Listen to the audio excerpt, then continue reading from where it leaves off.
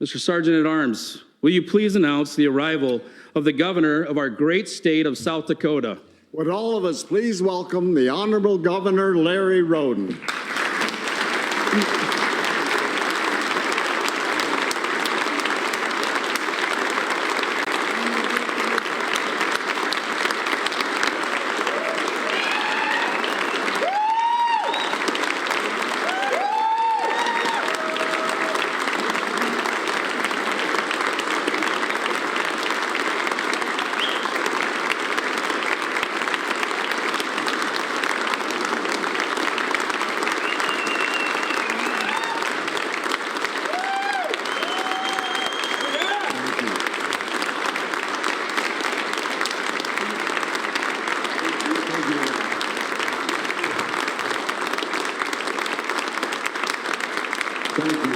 Please be seated. Well, thank you for that warm welcome. Mr. Speaker, Mr. President, Supreme Court Justices, constitutional officers, and members of the House and Senate, and my fellow South Dakotans, it is truly an honor to stand before you today as your governor.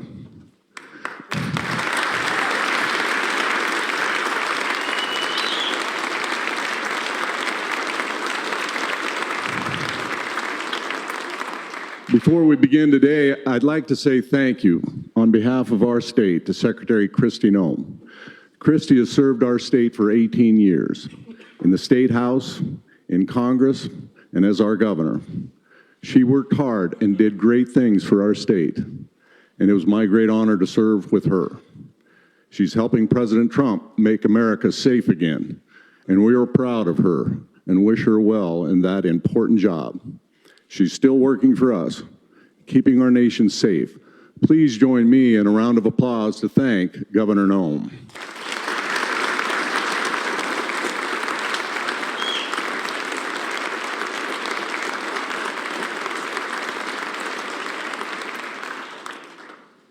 Well, today is a new day, and I'm starting out in a new job. And it might surprise you to know that even as I was lieutenant governor for 6 years, there are a lot of things that the state and the people don't know about the lieutenant governor. So I'd like to take some time to share a few things that you might not know about me. And most importantly, starting off, I'd like you to meet my family, many of whom are here today. My son Cody is here with his wife Liz and their 2 kids, Tally and Josie. My son Tristan is here with his wife Kaylin and their daughter Birkin. My sons Jesse and Reggie are here, and so is my twin sister Lori. Dan and his wife Kathy are here, and many other extended family here in the audience. Would you stand?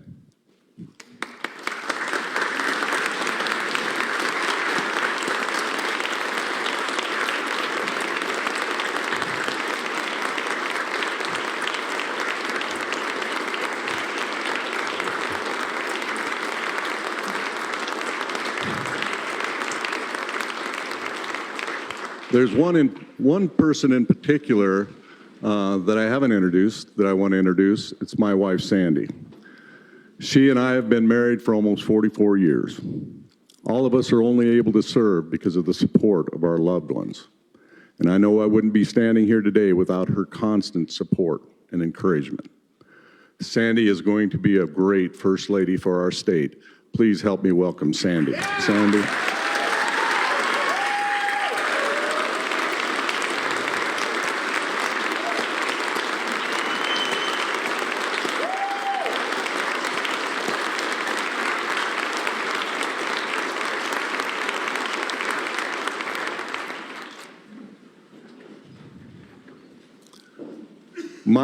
My roots run deep in South Dakota. I was born here, and I will die here. I'm a 4th-generation South Dakotan. My father's grandfather, Alan Rhoden, came to western South Dakota in 1907. He came to an area in Meade County called Chalk Butte. Union Center, where I live, wasn't founded until 15 or 20 years after that. It was a 4 or 5 day trip to Sturgis for a load of lumber, so they built a 3-room sod house and a sod barn. His son John, who would be my grandfather, homesteaded 2 miles southeast of Union Center. My older brother John, also named after his grandfather, is now on that original homestead. My mother was a Murphy. I'm a 5th generation South Dakotan on her side. Her family came out west on horses and wagons. They homesteaded in the Two Rivers area, and that's about 20 miles west of Union Center. Some of the original foundations of my family's homestead are still standing today. My father was named Allen after his grandfather. He and my mom Mildred raised 5 kids. My twin sister Lori and I were the 4th and 5th. Mom and Dad taught us the importance of faith in Jesus Christ, and church is still central in my life. They weren't rich by any stretch, but they made sacrifices to send 3 of us kids to Sunshine Bible Academy. That's near Miller. They wanted our schooling to be centered around our faith and our values. My parents also taught us the value of work. Hard work is part of life on the ranch. Even today, I'm still happiest when I'm working with my hands. It's how I relax. When I get home, I head to the shop and I go to work. I make branding irons and custom tools for ranching, among many other things. I like to think about a plan, get it done, and see the fruits of my labor. There's value to working to create something from start to finish.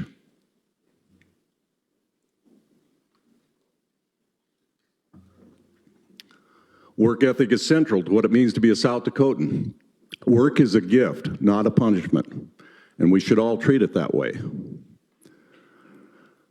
I will be asking our cabinet to review all of our social welfare programs. When we offer services and assistance, we should make sure that we encourage people to work and earn their own way, if they can. With the passage of Amendment F last November, my Department of Social Services will work with the Trump administration to get the ball rolling on work requirements for the recipients of Medicaid expansion. Everyone needs a hand up now and then, but we can't make these programs a way of life.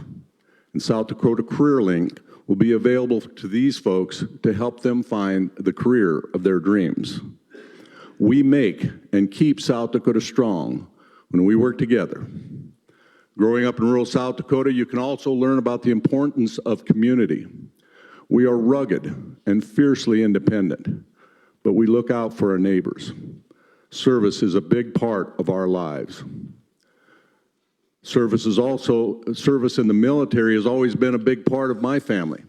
According to my great-grandmother's biography, my great-great-great-grandfather came to America as aide-de-camp to General Lafayette. He fought in the Revolutionary War. He came here with 4 brothers. All 4 of his brothers were perished in that war. My grandfather John served in World War I. He fought in the Meuse-Argonne offensive, the largest and deadliest campaign in the history of the United States Army. My dad served in World War II, and he fought at the Battle of the Bulge. 2 of my brothers served in the Army, one of them in Vietnam, Dan. That service mentality continued to my kids. My son Cody was a Black Hawk pilot. I'm proud of him for continuing the family legacy of serving our nation.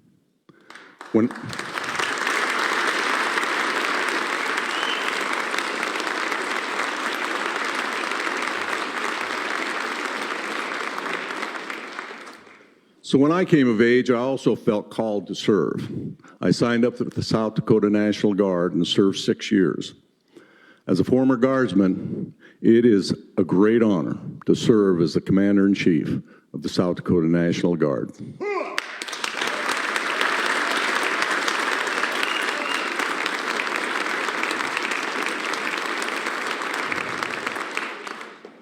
I've also been active in my community around Union Center. I'm sure that's true of all of you in your own communities. I've been a leader in our church. I served on a board at a local Cenex.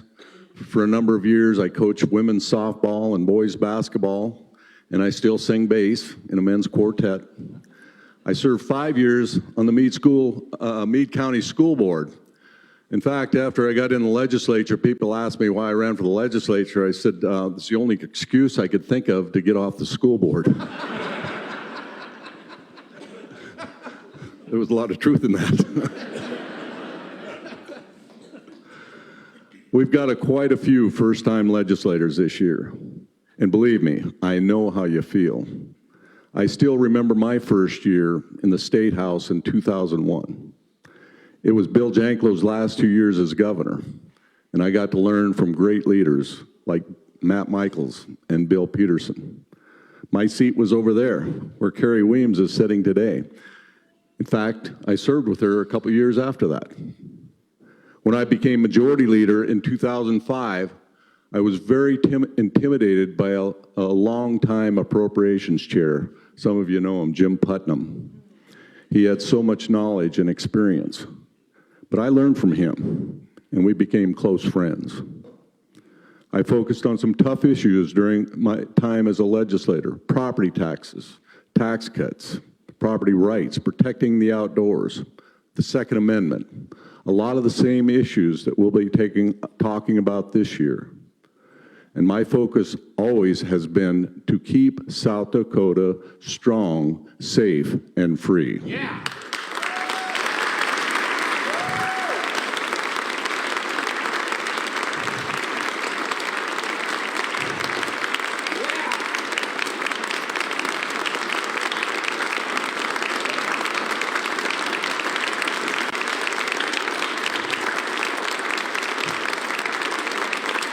Thank you.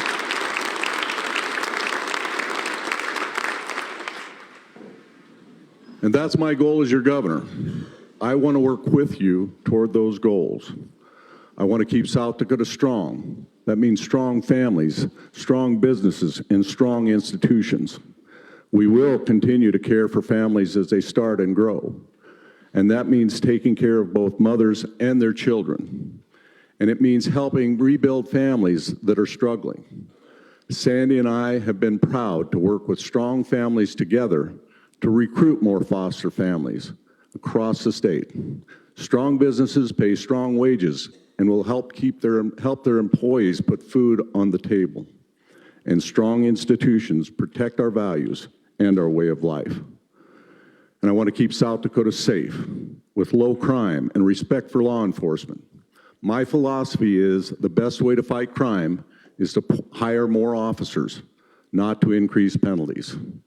Increasing penalties just means we have to build even more prisons. I will support the Trump administration effort to secure our border. I want our families to feel safe in their homes. I want our kids to be safe playing outside. That's the South Dakota I grew up in.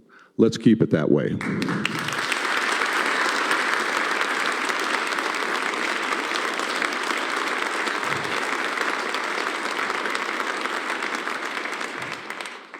And I want to keep our state free. I am extremely proud of the fact that we live in the freest state in a nation founded on the principles of freedom. In South Dakota, we trust our people to make their own decisions and lead their lives as they see fit. We've proven this approach works. Freedom led to our strong economy. Freedom led to record visitors and new residents. And freedom will continue to be our calling card for as long as I am your governor.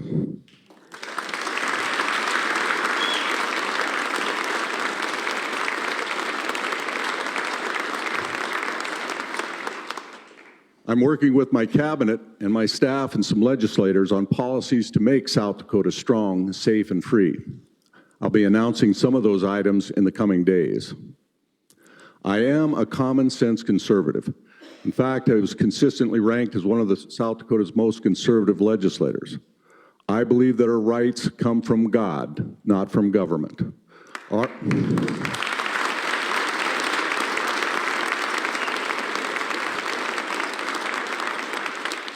Our Creator endowed us with the unalienable right to life, liberty, and the pursuit of happiness. And life comes first. I am pro-life.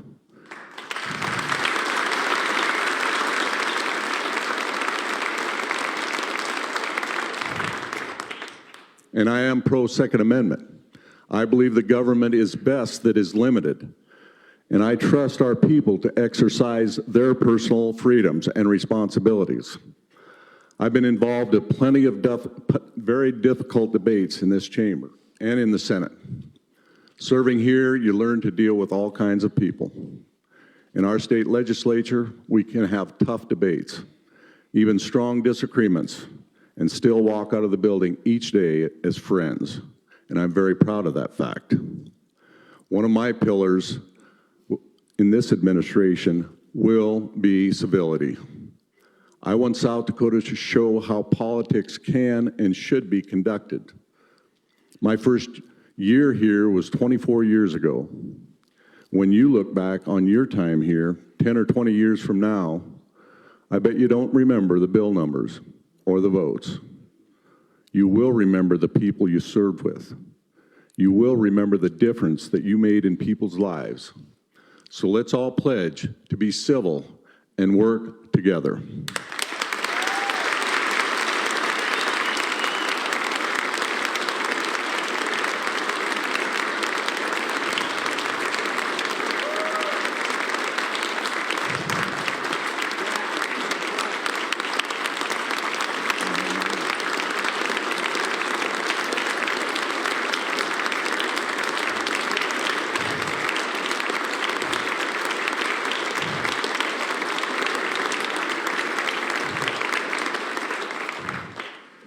We have plenty of tough issues to work on this year.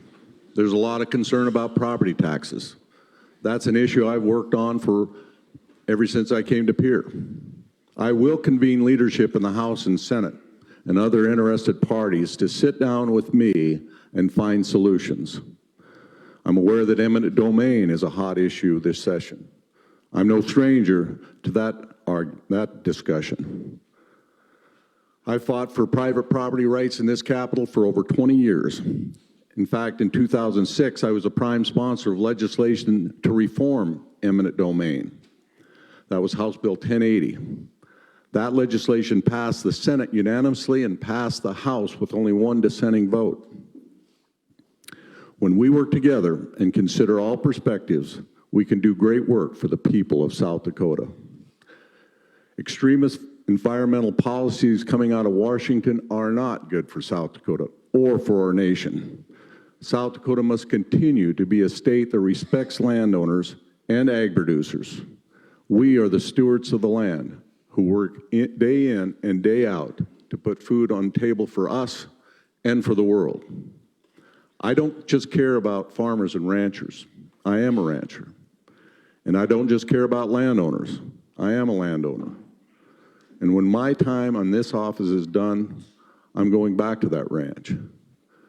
Until you've worked the land under the scorching heat or carried calves inside through a bitter winter snowstorm in the middle of the night, or helped a neighbor when the need arises, or even have been humbled in the times when you yourself needed help, you may not fully understand what it's like to be a steward of the land. The good Lord has blessed my wife, Sandy, and me with a ranch, a home that I wouldn't trade for anything. He's blessed us with good health. Most importantly, He's blessed us with a wonderful family. Our land in South Dakota is a land of opportunity. When we protect opportunity in South Dakota, we pave the way for better jobs for my children and grandchildren and yours. Those opportunities might be on a farm or a ranch, in a small town, or in a big city. Our kids should be free to pursue their dreams, whether they're wearing a welding helmet, scrubs, or a business suit when they go to work. To protect opportunity for all, South Dakota must have a fair and predictable regulations for business. We shouldn't change the rules in the middle of the game. South Dakota can be open for business, and we can offer a fair shake for every family. We should make sure our young people can stay here and work in a fulfilling career field. If we get this right, we can protect our property rights and provide opportunities for our kids and our grandkids.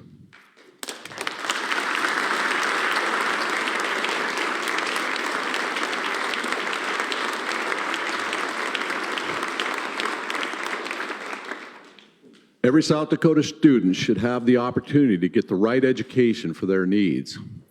Like Governor Noem, I support Leader Odenbach and Leader Melhoff's bill to create education savings accounts, and I will work to make sure that neither public schools nor homeschooled families are harmed by these initiatives.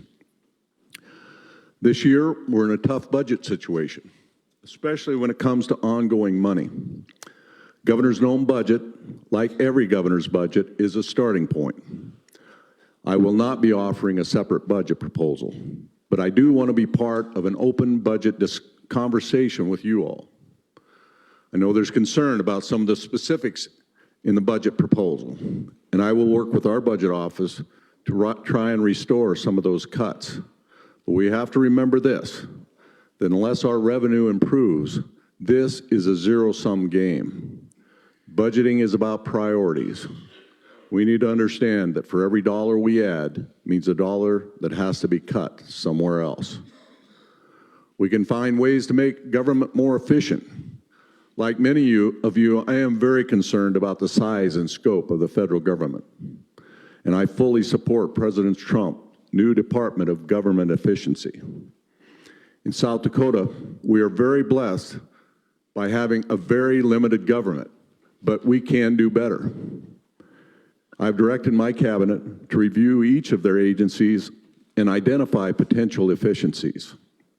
I've also asked them to provide me with options to bring to the Trump administration to make our interactions with federal government more efficient.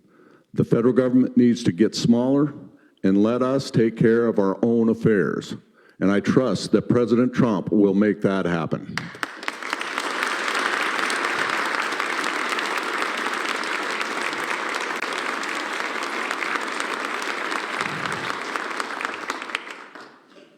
We also need to take action on the prison. Let me tell you, I walked through that penitentiary just a few weeks ago, and it needs to go.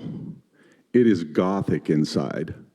It looked like it hadn't changed for decades. There are rooms with concrete crumbling from the ceilings. We are double bunking in tiny cells built for one person. I know there are strong feelings about the plan to build a prison, and I want to work through that with you. But this is way overdue.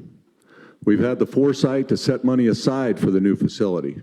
And by paying cash, we will avoid hundreds of millions of dollars in interest and fees and debt service payments. This is the year to finish the job.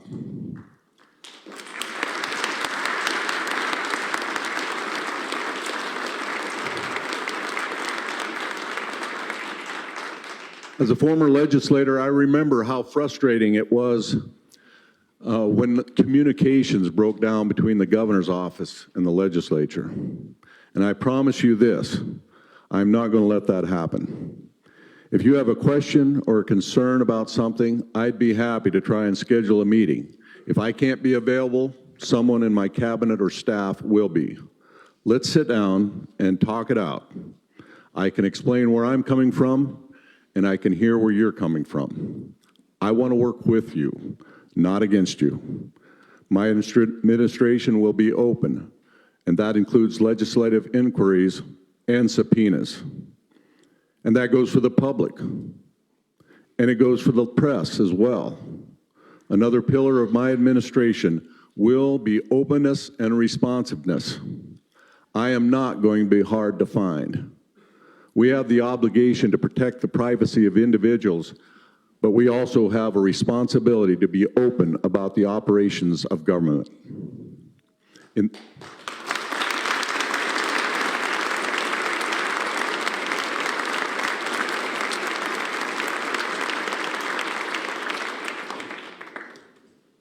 in that same spirit of openness, I want to extend a renewed hand to the tribes.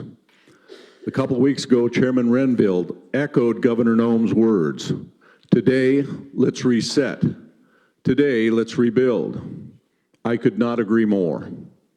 We've had our ups and downs over the years, but I am asking our tribal leaders to make a fresh start with me.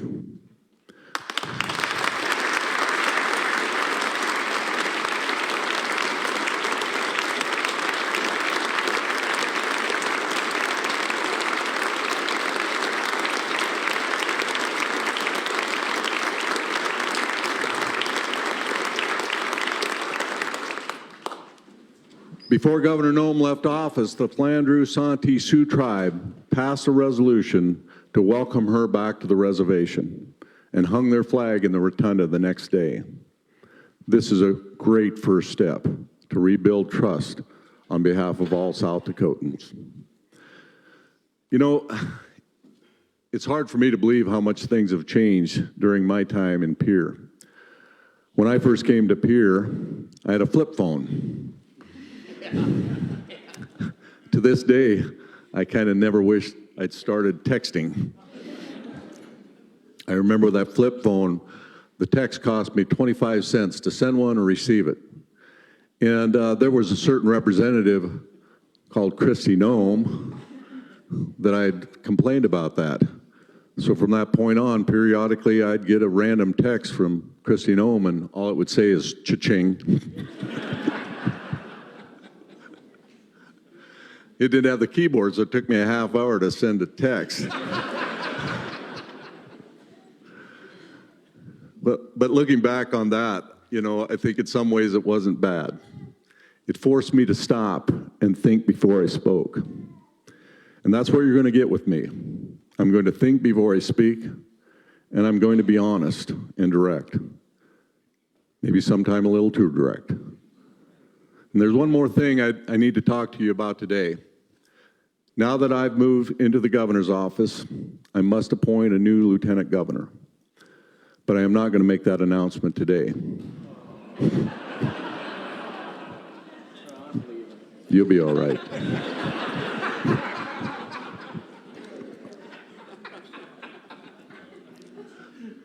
I want to make the best possible selection for our state. And here's what I'm looking for in the person I select. This individual must be loyal and honest to me and to the people of South Dakota.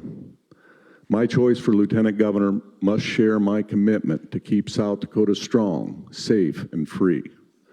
And he or she must be a strong partner who will provide me with wisdom and wise counsel to help steer us in the right direction. And he or she must be ready to take over in the event that I'm no longer able to serve as governor. I believe it's happened before. And I want to make a selection who recognizes that under God, the people rule. My lieutenant governor must be worthy of our tremendous people. In closing, it is my great honor to serve as your governor. And I'd like to make one more request of each of you and of every South Dakotan. Please pray for me and my family. We all work hard and try to do our best, but we are nothing without the help of the good Lord. I am looking forward to working with you in the legislature and to getting out around the state to hear from our great people. Let's work together this year. Let's keep South Dakota strong, safe, and free. God bless you, and may God continue to bless the great state of South Dakota. Thank you.